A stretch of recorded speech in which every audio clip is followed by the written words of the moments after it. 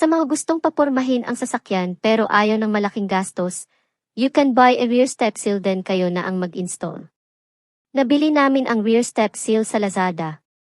Yung iba, tinatawag itong rear bumper guard. Properly packed and wala namang damage. According to the description sa Lazada store, it is made in Taiwan and fit ito for Toyota WIGO model 2018 and up. May tatak siya ng WIGO sa front and may double-sided tape sa likod para easy to install.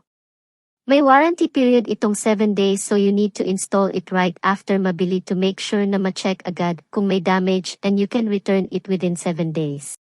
See how to fit it first before removing the double-sided tape at the back.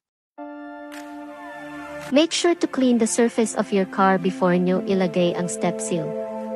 You can use alcohol to remove the dirt and oil residues.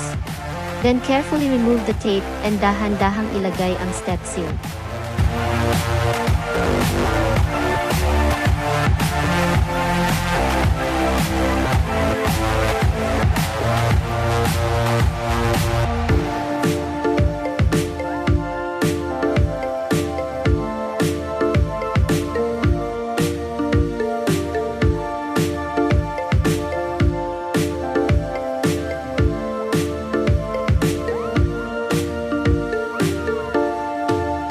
After making sure na okay na ang forma, it's time to press the step seal para proper ang pagkakadikit ng tape.